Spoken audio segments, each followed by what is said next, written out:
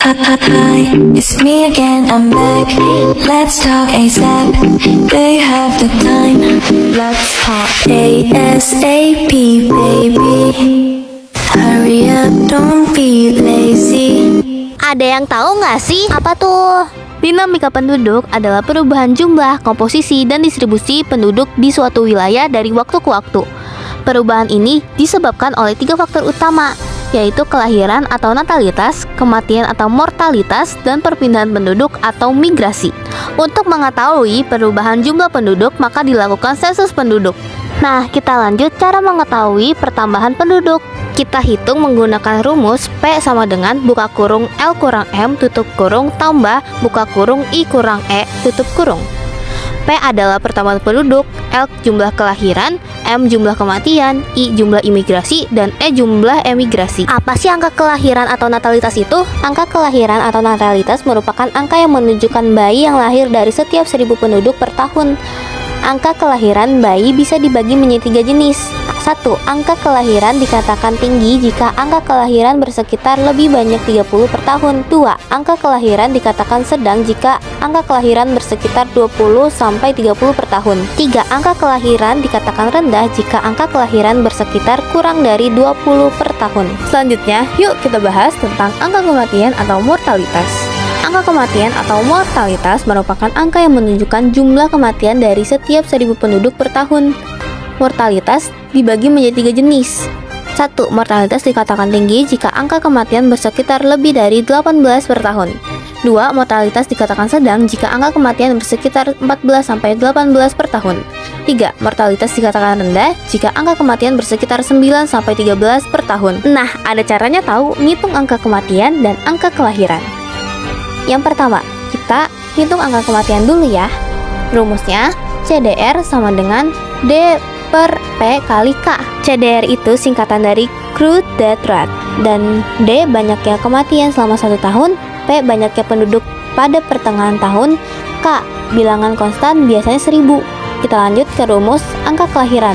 CBR sama dengan B per P kali K. CBR itu singkatan dari crude birth rate. B itu banyaknya kelahiran selama 1 tahun, P itu banyaknya penduduk pada pertengahan tahun, dan K bilangan konstan. Oh iya, sampai lupa, ada juga yang namanya perpindahan penduduk atau migrasi. Migrasi yakni suatu perpindahan penduduk dari satu tempat ke satu tempat lainnya. Migrasi dibedakan menjadi beberapa macam, yakni migrasi adalah masuknya sejumlah penduduk ke suatu negara dari negara lain dengan tujuan menetap ke negara yang didatangi. Emigrasi adalah keluar penduduk dari suatu negara ke negara lain dengan tujuan menetap di negara yang dituju. Orang melakukan emigrasi disebut dengan emigran. Yang ketiga, remigrasi adalah perpindahan penduduk untuk kembali ke tanah airnya atau negara asalnya. Yang keempat, ada urbanisasi, yaitu perpindahan penduduk dari pedesaan ke daerah perkotaan. Urbanisasi terjadi karena kota memiliki daya tarik dan dibandingkan wilayah desa seperti tersedianya berbagai macam lapangan pekerjaan.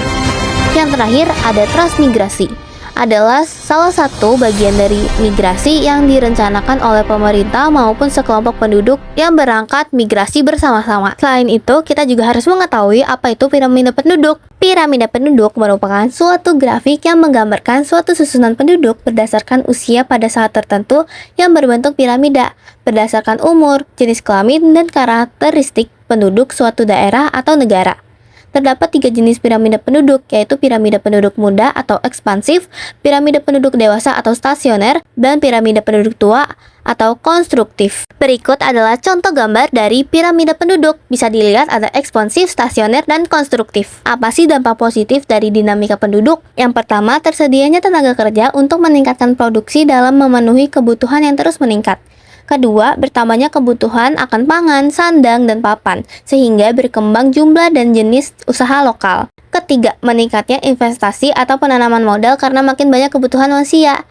Yang keempat atau terakhir, meningkatnya inovasi karena penduduk dipaksa untuk memenuhi kebutuhannya. Misalnya, agar produktivitas lahan pertaniannya meningkat, manusia mengembangkan suatu produk pertanian untuk memenuhi kebutuhan akan pangan penduduk yang terus meningkat. Selanjutnya ada dampak negatif. 1. Pengangguran meningkat. Lapangan kerja tidak sebanding dengan jumlah penduduk. 2. Persebaran tidak merata. Pulau padat seperti Jawa mengalami penurunan kualitas lingkungan. 3. Usia muda belum produktif. Banyak yang belum bekerja dan malah menambah beban pengangguran. 4.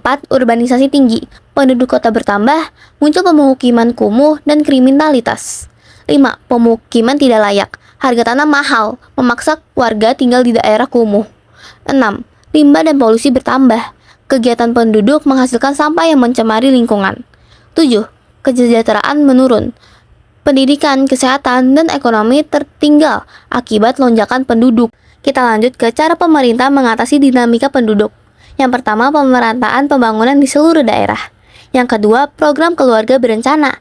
Yang terakhir, ada meningkatkan kualitas pendidikan.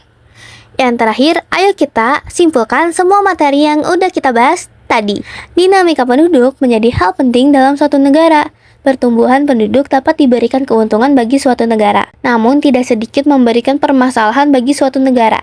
Jumlah penduduk Indonesia yang besar akan memberikan manfaat bagi perkembangan perekonomian, akan tetapi akan berdampak buruk bila tidak dapat mengelola SDM dengan baik.